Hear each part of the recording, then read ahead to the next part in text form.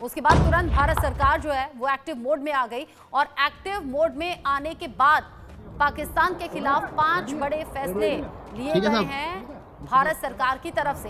इन 5 बड़े फैसलों का क्या कुछ असर है ये भी बताएंगे, लेकिन उससे पहले एक बड़ा अपडेट भी आप जान लीजिए। बड़ा अपडेट है, पाकिस्तान की एनएससी की बैठक में फैसला हुआ है नदी का पानी रोकने को युद्ध मानेंगे, ये पाकिस्तान की ओर से कहा गया है। साथ ही कहा गया है कि जो भारतीय राजनयिकों की संख्या है वो घटाकर 30 कर दी गई है। भारत से सभी तरह के कारोबार पर रोक लगाई गई है। भारत के लिए पाकिस्तानी एयर स्पेस को बंद कर दिया गया है। ये सभी बड़े अपडेट्स निकलकर सामने आ रहे हैं, क्योंकि अभी हम बता रहे थे कि भारत ने यहाँ पाकिस्तान के खिलाफ क्या बड़े फैसले किए हैं, लेकिन यहाँ कुछ खबरें निकलकर सामने आ रही हैं। वो कुछ ऐसी खबरें हैं जिसमें पाकिस्तान ने सभी वीजा सस्पेंड कर दिए हैं। जो सिख तीर्थ यात्री हैं उनके अलावा सभी भारतीयों को 48 घंटे में वापस जाने का आदेश दिया है। भारतीय एयरलाइंस के लिए हवाई क्षेत्र को बंद कर दिया है। भारत के साथ सभी व्यापार निलंबित कर दिए हैं। वाघा बॉर्डर बंद किया गया है और 1972 के शिमला समझौते को भी रद्द करने की खबर सामने आ रही है। पाकिस्तानी नागरिकों को मिली वीजा छूट को रद्द किया गया है और यहाँ वो फैसले जो कि भारत सरकार की ओर से लिए गए, यानी भारत सरकार ने 5 बड़े फैसले लिए। दिल्ली में पाकिस्तानी उच्चायोग बंद होगा और साथ ही साथ अटारी वाघा बॉर्डर बंद करने का फैसला, सिंधु जल समझौते को रोकने का फैसला, ये सरकार की ओर से, भारत सरकार की ओर से फैसले लिए गए। अटारी बॉर्डर चेक पोस्ट को बंद करने का फैसला, पाकिस्तानी नागरिकों को मिली वीजा छूट को रद्द किया गया। ये सभी ऐसी खबरें थी जो पाकिस्तान के खिलाफ रह रहकर सामने आई इन 5 बड़े फैसलों के बाद। लेकिन अब खबर यह है कि पाकिस्तान के प्रधानमंत्री शहबाज शरीफ ने भी एनएससी की मीटिंग बुलाई और कुछ बड़े फैसले लिए हैं और ये भारत के खिलाफ बड़े फैसले और कह रहे हैं कि पानी रोकने का मतलब युद्ध छेड़ने के तौर पर हम मानेंगे।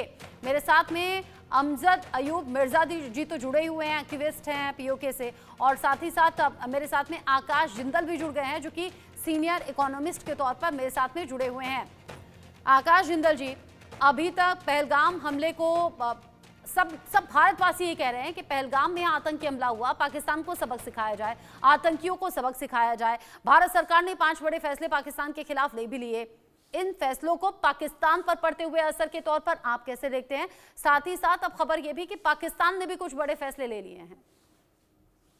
जी हाँ, हंसी आती है मुझे सुन के कि पाकिस्तान ने कारोबार रोक दिया। कौन सा कारोबार करते हैं? बंद दुकान पे ताला लगा दिया है। दुकान तो पहले से ही बंद थी उनकी, बंद दुकान पे ताला लगा दिया। लगाते रहो जनाब, 5-7 ताले लगा दो। कौन सा कारोबार है आपके पास? कौन सा बिजनेस है? जहां तक हिंदुस्तान की बात है, इंडस वाटर ट्रीटी से पाकिस्तान की इकोनॉमी की कमर टूट जाएगी। मैं आपको बता देता हूँ, ना सिर्फ इरिगेशन, लोग बात करें इरिगेशन की, ड्रिंकिंग वाटर की, उनकी हाइड्रो इलेक्ट्रिक, उनकी पावर जनरेशन बहुत बुरी तरह कम हो जाएगी। साथ ही साथ पाकिस्तान में पहले कोई ग्लोबल इन्वेस्टर नहीं आ रहा था। जिस तरह से उनका इंटरनल हालात है, अब कोई ग्लोबल इन्वेस्टर उनके वहां आना तो छोड़, झांकेगा भी नहीं। जिस तरह की पाकिस्तान ने अपनी इमेज बना ली है, दुनिया भर के सामने क्लियर हो चुका है कि पाकिस्तान आतंकिस्तान है, टेररिस्ट का पनाहगार है, टेररिस्ट को सपोर्ट करता है। वरना ये सारे काम वो क्यों करते? अभी जिस तरीके से इंडिया के अगेंस्ट वो एक्शन ले रहे हैं, क्लियरली बता रहे हैं वो कि हम उन टेररिस्ट के सपोर्टर हैं, हम उनके सपोर्टर हैं। पाकिस्तान के पास एक ही इन्वेस्टर था जो कि चाइना, और चाइना भी बता दूं, पाकिस्तानी बड़े खुश होते हैं चाइना का नाम लेके। चाइना ने पाकिस्तान को इतना फाइनेंशियली एक्सप्लॉइट किया है कि पाकिस्तान की इकोनॉमी की बर्बादी में चाइना का भी हाथ है। सीपैक जो पाकिस्तान का सबसे बढ़िया फेवरेट इनका इंफ्रास्ट्रक्चर प्रोजेक्ट है, वहां चाइना ने इनसे इंफ्रास्ट्रक्चर फंडिंग पे चार्ज किया है 3.85%। जिसको इंफ्रास्ट्रक्चर फंडिंग की नॉलेज है उसके हिसाब से लाफेबल रेट ऑफ इंटरेस्ट है। इनको एग्जांपल दे दूं, हिंदुस्तान ने बुलेट ट्रेन के लिए लिया 0.1% पे। तो पाकिस्तान की इकोनॉमी पहले ही खोखली हो चुकी थी, बर्बाद ये इकोनॉमी हो चुकी थी। इस बर्बाद इकोनॉमी को चाइना ने और बर्बाद कर दिया। अब वो कह रहे हैं इंडिया से ट्रेड रोकेंगे। कौन सा ट्रेड है आपके पास? कौन सा ट्रेड करते हो? कोई डेटा है आपके पास? जीडीपी की आपकी हालत नहीं है, फॉरेक्स आपका गोते खा चुका है। 1.5 साल पहले आपके यहाँ ये हालात थी, 1-1 किलो आटे के लिए सड़कों पे खूनी जंग हो रही थी। तो क्या आप प्रूव करना चाहते हैं आपकी इकोनॉमी है कहाँ? जीडीपी ग्रोथ आपके पास नहीं है, स्टॉक एक्सचेंज का आपकी बुरा हाल है, फॉरेक्स आपका बुरा हाल है, उसके अलावा डेफिसिट आपका बड़ा हुआ है, डॉलर के प्राइसेस आपके कहाँ पहुंचे हुए हैं वो आपको नहीं समझ आ रहा। तो पाकिस्तान एक बर्बाद और फाइनेंशियली डिफॉल्ट के कगार पे पहुंचा हुआ मुल्क है और चाइना उनकी बर्बादी और बढ़ा रहा है। ये चीज बड़ी क्लियर है। ऐसे में मैं तो हमारे प्रधानमंत्री साहब से रिक्वेस्ट करना चाहूंगा, आपके फ्रंट पे इंडिया न्यूज एक बहुत पॉपुलर चैनल है, हमारी हिंदुस्तान की इकोनॉमी बहुत बढ़िया चल रही है। प्रधानमंत्री साहब, आपने हमारे हिंदुस्तान की इकोनॉमी को चमकाया है। अब हफ्ते के लिए आप प्लीज, मेरी प्रार्थना है, इकोनॉमिस्ट होते हुए इकोनॉमी भूल जाइए, और पाकिस्तानियों ने जो ये गलत काम किया है इसका सबक सिखाना बहुत बहुत जरूरी है, हमारे लिए सबक सिखाना बहुत जरूरी है। और कि आज प्रधानमंत्री मोदी ने इस बात के संकेत भी दे दिए। बिहार में पहुंचे हुए थे, कहने लगे आतंकी जहां भी हो मिट्टी में मिला दिए जाएंगे, ढूंढ ढूंढ कर मारा जाएगा, सजा मिलेगी, मिलकर रहेगी। अब जो उनके शब्द हैं वो आम लोगों के बीच चर्चा का विषय बने हुए हैं और लोग कह रहे हैं बदला तो भारत सरकार की तरफ से इंस्ट्रक्शंस के बाद भारतीय सेना लेकर ही रहेगी। और वैसे भी मोदी सरकार के आने के बाद सेना को फ्री हैंड देने की भी खबरें बड़ी चर्चाओं में रही हैं और आज लोग उस बात का जिक्र कर रहे हैं कि फ्री हैंड दिया था क्योंकि आम लोगों से ज्यादा सेना का खून उबल रहा है इस आतंकी हमले का इंतकाम लेने के लिए। लेकिन अयूब मिर्जा जी, जो पाकिस्तान की ओर से एनएससी की मीटिंग हुई उसमें जो बड़े फैसले लिए गए उन्हें पाकिस्तान के लिहाज से आप कैसा देखते हैं? कह रहे हैं कि पानी रोक देंगे तो युद्ध शुरू हो जाएगा, लेकिन युद्ध पाकिस्तान लड़ेगा कैसे? भारत के आगे तो कहीं नहीं टिकता वो। देखिए, पाकिस्तान की जो एयरफोर्स है, आज सुबह जो मीटिंग हुई है आर्मी की, जिसमें सारे जो हेड हैं फोर्सेस के वो आए थे, नेवी के, एयरफोर्स के, फौज के, उसमें जब ये सवाल किया गया एयर मार्शल से कि पाकिस्तान एयरफोर्स की क्या पोजीशन है, तो उन्होंने कहा जी हमारे 50% fighter jets are not fit, वो खड़े हुए हैं, ग्राउंडेड हैं क्योंकि स्पेयर पार्ट्स नहीं है हमारे पास। अच्छा, उसके बाद आर्टिलरी और जो जमीनी फौज है और टैंक कमांडर्स हैं, उन्होंने कहा जी कि हमारे पास व्हीकल्स के लिए और टैंक्स के लिए डीजल नहीं है।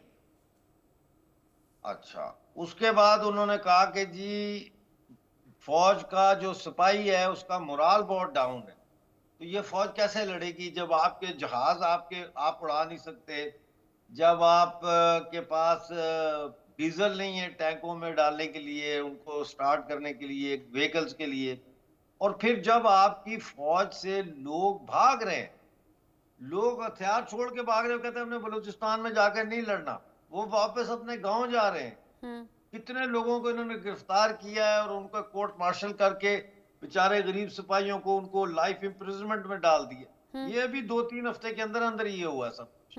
तो ये फौज कैसे लड़ेगी? फौज बगैर पब्लिक सपोर्ट के नहीं लड़ सकती, और पब्लिक की कोई सपोर्ट नहीं है। पंजाब रह गया था कि पंजाब है, फौज पंजाब है, तो पंजाबी लोग इमरान खान की वजह से जो है वो फौज के गले के पीछे पड़े हुए हैं, फौज के सख्त खिलाफ है। तो पंजाब में भी फौज अब मकबूल नहीं ना रही। अयूब मिर्जा जी, एक आखिरी सवाल मैं आपसे पूछना चाहती हूँ, क्योंकि आप पीओके के एक्टिविस्ट के तौर पर हमारे साथ में जुड़े हुए हैं। अभी पब्लिक डोमेन में ये तो बहुत ज्यादा बात है कि बदला लिया जाए आतंकियों से, पाकिस्तान से, क्योंकि पाकिस्तान ही आतंकियों को पालता है, तो सीधे पाकिस्तान से अब टक्कर हो और पाकिस्तान को सबक सिखाया जाए, जिस तरह उरी हमले के बाद हुआ, जिस तरह पुलवामा अटैक के बाद हुआ, यानी सर्जिकल स्ट्राइक, एयर स्ट्राइक की बारी है। साथ ही दूसरा पब्लिक डोमेन में बातें ये भी हो रही है, मांग हो रही है कि अब वक्त आ गया है सही पीओके वापस लेने का। साथ ही साथ लोग ये भी कह रहे हैं बलूचिस्तान में जो बलूच लोग हैं वो भारत के समर्थन में ऐसे आ गए हैं कि अब बस यही सही वक्त है, बांग्लादेश वाली हिस्ट्री दोहराई जाए, बलूचिस्तान भी अलग हो जाए। मैं एग्री करता हूँ 110%। इससे ज्यादा बेहतर टाइम कौन सा आ सकता है जब पीओके और गिलगित बल्तिस्तान को वापस लिया जाए, जब एक तरफ पाकिस्तान इतना कमजोर हो चुका है, दूसरी तरफ गिलगित बल्तिस्तान और पीओके के अंदर जो लोग हैं वो भूखमारी से उनका बुरा हाल है, यू नो। तीसरी तरफ बलूचिस्तान जो है वहां पे तो पाकिस्तान की कोई रिट ही नहीं है ना, वहां पे तो सिर्फ बीएलए और बीएलएफ और ये ऑर्गेनाइजेशन चल रही है। एकदम ठीक आपने कहा, चीन के दखल से ही तो बलूच भड़क गए और कहने लगे हमारा हक मारा जा रहा है। आकाश जिंदल जी, आपका एंड कमेंट। पाकिस्तान गर्त में जा रहा था, अब शायद और तेज स्पीड में जाएगा इस हमले के बाद। बिल्कुल, पाकिस्तान का डिफॉल्ट कंफर्म्ड है। हमारे भाई साहब ने बिल्कुल सही बातें कही हैं। कौन सी आर्मी कहां लड़ेगी जब उनके पास लड़ने के लिए डीजल नहीं है, उनके पास फोर्स नहीं है, दे डोंट हैव मनी। बिना पैसे के, बिना फाइनेंशियल सपोर्ट के लड़ाई नहीं होती है। और पाकिस्तान को सबक इस बार सिखाया जाएगा, क्योंकि पाकिस्तान को पता चलना चाहिए कि हिंदुस्तान में एक ऐसी सरकार है, इस सरकार ने ना सिर्फ इकोनॉमी चलाई है, इस सरकार ने ना सिर्फ दुनिया में हिंदुस्तान का सम्मान बढ़ाया है, बल्कि ये सरकार सबक भी सिखाना जानती है आतंकवादियों को। उरी हम हमले सब के बाद 10 दिन हिंदुस्तानियों को लगाए थे, पुलवामा अटैक के बाद 12 दिन लगाए थे, 22 अप्रैल को आतंकी हमला हुआ है। अब लोग एक एक दिन, एक एक घड़ी गिन रहे हैं और इंतजार है इंतकाम पूरा होने का। बहुत शुक्रिया।